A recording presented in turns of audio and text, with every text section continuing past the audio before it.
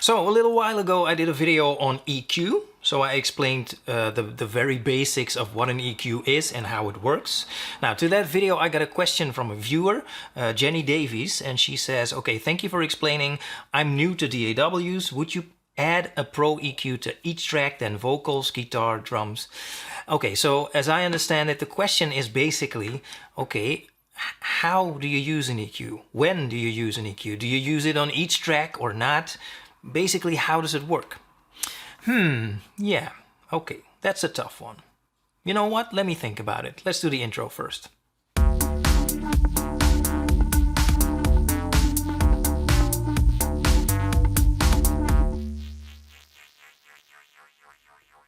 So when do you use an EQ? How do you use an EQ? Well, let me first say this, and I also mentioned this to Jenny as a response to her comment. I personally would never apply an EQ, or any other tool for that matter, only because I thought I was supposed to. You know, because it seems like her question is about, okay, am I supposed to do this? Am I supposed to do that? It's music, so there is no supposed to, there is no should, there is no you have to. In music, you have complete freedom in anything, you know. So for example, what do you want your song or what do you want your track to sound like? Do you want it to sound like this or do you want it to sound like that? It's all up to you. You have complete freedom in that. There is no right or wrong. Okay? By the way, that is the only thing that matters. So what do you want it to sound like? Now, once you've established that, then take a look at all the tools at your disposal and do whatever it takes to try to achieve that sound that you have in your head. And if you think that you can achieve that by using an EQ, use an EQ. If you think you would be better off using a compressor, use a compressor. Whatever it takes, you have complete freedom in that. Now, because of what I just said, it is impossible for me to give you a generic answer that would be applicable to any situation, because every situation is different. You know, so it's all about trying to figure out how to deal with any given situation. And it's a lot of experimenting, it's a lot of trial and error. Now, of course, once you gain more and more experience, you start to recognize certain things, which can make it a bit easier to know, okay, maybe it's best if I try an EQ, or maybe it's best now if I try a bit crusher or whatever. Now, of course, if you're new to all of this, so new to DAWs and new to EQs, it can become a bit daunting. So you probably wouldn't know where to begin. Well, as I mentioned, unfortunately, I cannot give you a generic answer which would magically solve all the issues for you. What I can do, however, is I can show you a practical example in which I'll do some basic EQ moves based on some very common techniques, and hopefully you'll take away something from that. Now, before we continue, let me say one more very, very, very important thing. I'm going to show you a few examples, and for that, sometimes I might put an instrument in solo. And I'm doing so just to make it a bit easier for you to see and to hear what I'm doing and why I'm doing it. However, when you are in a real-life situation, always make sure to check how it sounds in the mix, because that is the only context that counts. You might put an instrument in solo every once in a while just to check a few things in detail, for example, but always check how it sounds in the mix. Something may sound amazing in solo, but when you put it in the mix, it doesn't sound good at all, or vice versa. Okay? So make sure to always check how it sounds in the mix. Think you can do that for me? Good. Okay, so as you can see, we have a little loop here, and it sounds like this.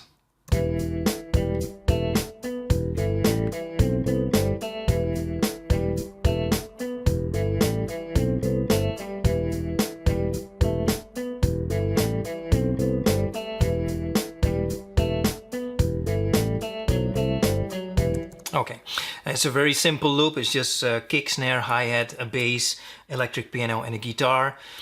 Because it's so simple, that might be the reason why it already sounds a bit cleanish. It doesn't sound terrible, but there is definitely some room for improvement. Okay, let's start with the bass guitar right here. So I'm gonna solo it and let's play it.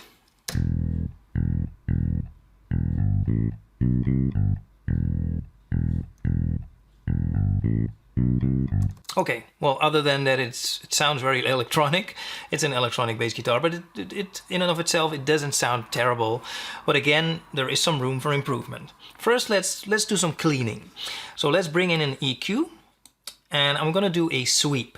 How it works is this. So I'm gonna take one of the bands, doesn't really matter which one. I'm gonna increase the gain by a lot. I'm gonna make it very narrow, something like this. And I'm gonna start all the way down, so all the way to the left. What I'm gonna do is I'm gonna play this loop and I'm gonna sweep over the frequency range until I hit a frequency that doesn't sound very pleasant. It's gonna pop out because I increased the gain a lot, so I'm definitely gonna hear it. Okay, let's go.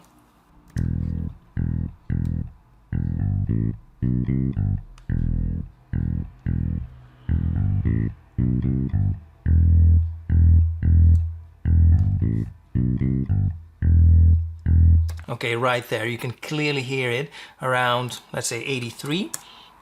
It sounds very unpleasant. So what I'm gonna do is I'm gonna bring it down by 3 dB. That might be enough in this case. All right, now let's do another sweep. So another band, the same trick. Gonna bring up the gain, gonna narrow the Q, and let's start here. Let's go.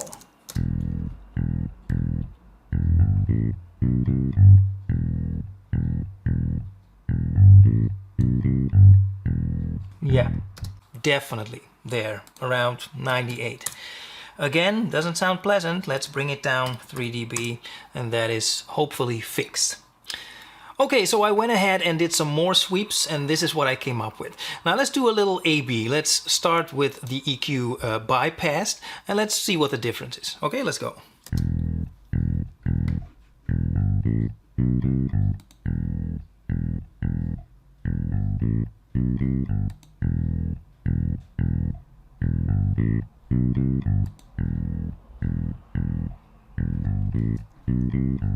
Well, in my opinion, at least it sounds a bit cleaner like this.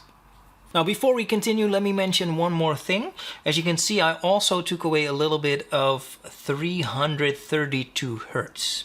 And I did so because I thought that that would make the sound a bit more mellow or less stressed or something. I don't know how to describe this, but anyway, I mentioned this because this falls within the frequency range of about, let's say, 300 something to, let's say, 500 Hertz, which is notorious for causing some issues according to probably most producers, you know. So not always, not for every instrument. Sometimes you want it there, sometimes you want to increase it even, but just know that for many instruments this frequency range can sometimes cause some issues.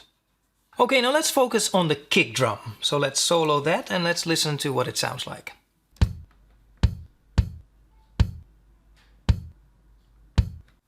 Well, I like it very much. But now let's bring back in the bass guitar and let's listen to that combination.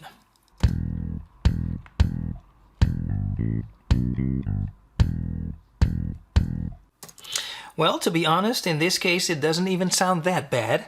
It could be much more extreme, sometimes it is, but in this case it's not that bad, but still you can hear that whenever the kick hits, it kind of has a little bit of difficulties kind of kicking through the bass drum, the bass sound. And this is usually referred to as two instruments competing for the same frequency range. So that results in one instrument kind of masking the other one, and it doesn't sound as good as it could. So what can we do about this? Well, let's bring in another EQ on the kick drum. And what we're gonna do now, I'm gonna take away the bass for now. What we're gonna do now is we're gonna do another sweep, but now we're not gonna try to find bad frequencies. We're gonna find some frequencies that sound really nice, that really characterize this instrument. Okay, let's go. So first of all, let's put up the gain a lot, make it a bit narrower, and let's start here. Okay, let's go.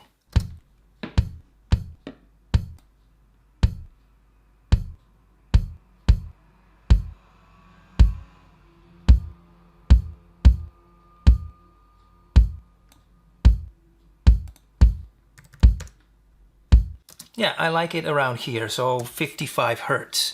A gain of 15 dB is a bit much, so let's reduce that to 3 dB. And now let's do the same on the bass. So let's bring in another EQ on the bass guitar. Now let's solo the bass guitar. Yeah, and let's try to find a nice frequency on the bass guitar. Let's make it narrower. Start here and let's go.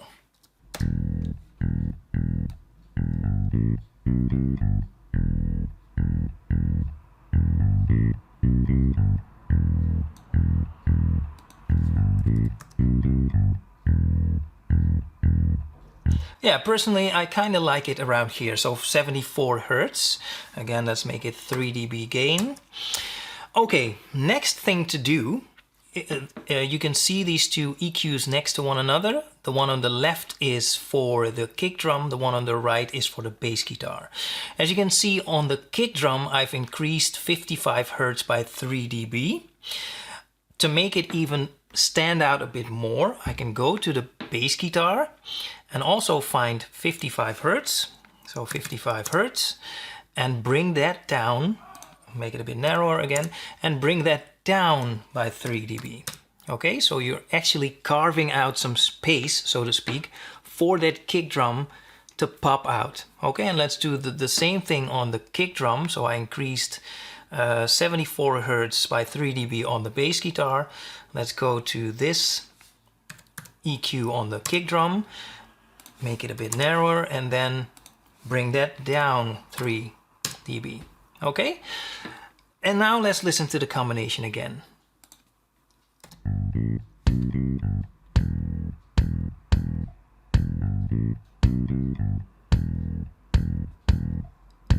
Okay, well again, it wasn't that bad to begin with, but now you might be able to hear that they're not competing as much anymore. It sounds much more, I don't know, much more side by side, and it just sounds a bit nicer like this.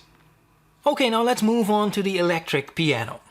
Let's solo this and let's bring in another EQ. Now I'm gonna play this. Listen to what it sounds like, and also keep your eyes on the spectrum analyzer within the EQ itself. Okay, let's go.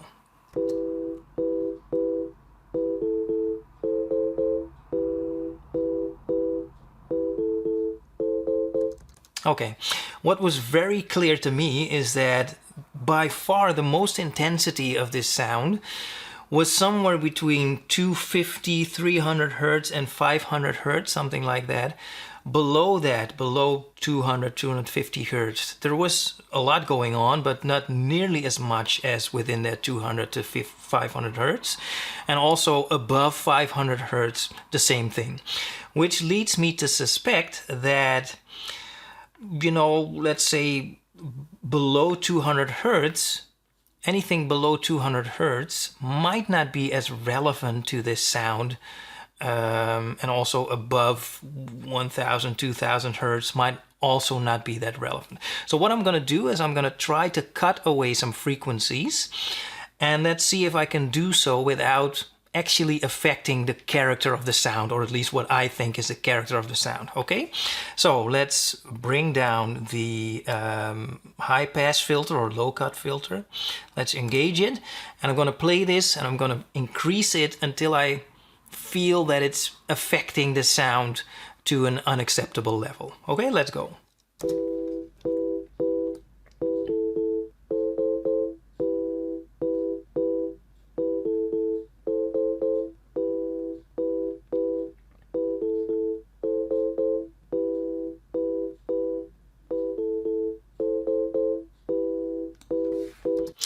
Yeah, well, I think my suspicion was correct. So if I cut away around here, so around 200 Hertz at 12 dB per octave, by the way, it doesn't seem to really affect the character of the sound. So I think I'm going to leave it at that. And let's try the other side as well. So the other side of the spectrum, I'm going to engage the low pass filter, high cut filter. And I'm going to do the same thing. I'm going to lower it until I think this is not nice anymore. So let's go.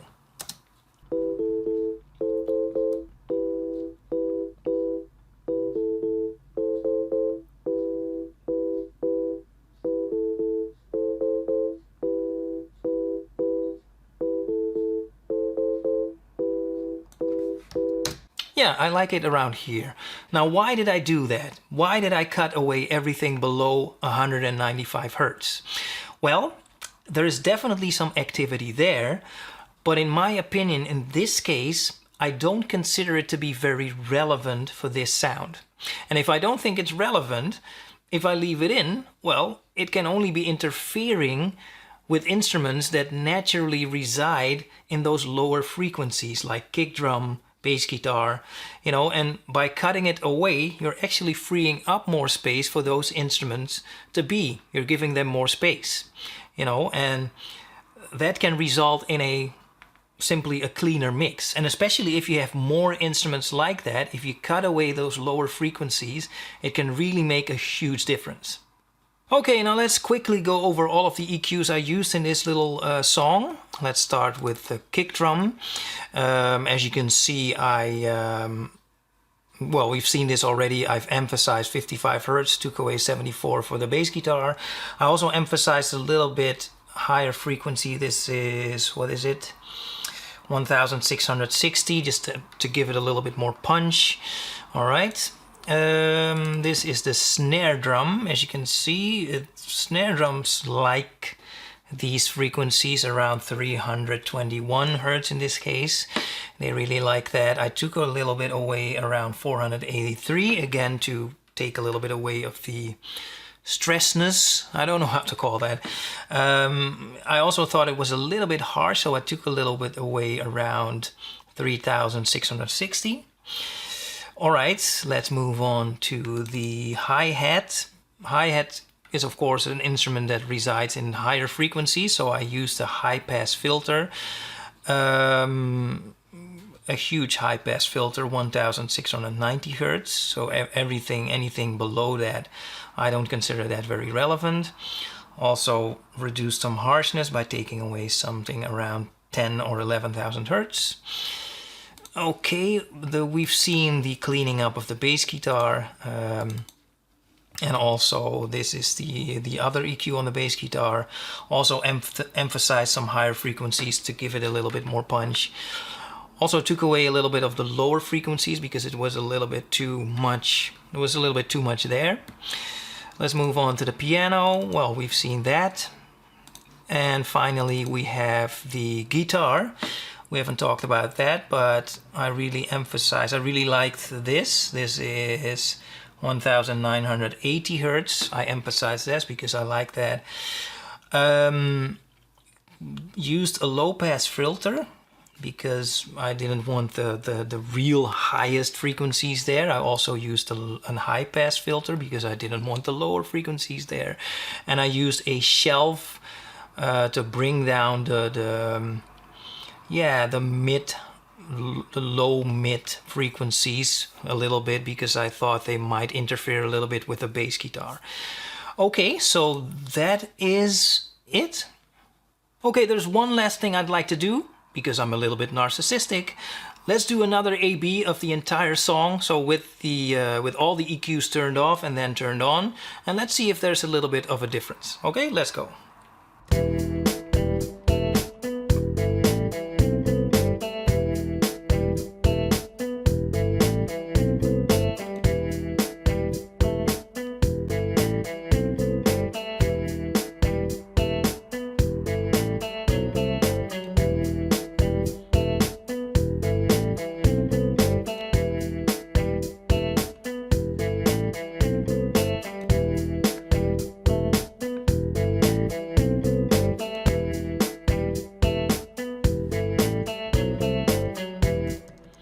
Well, there was definitely a difference, and I'll leave it up to you if you like it better with or without the EQs turned on.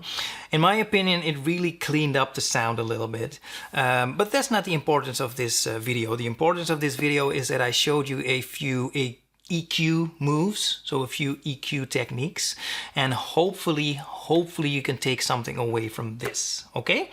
So yeah, happy music making. Good luck with some experimenting with your EQs. And yeah, thank you for watching.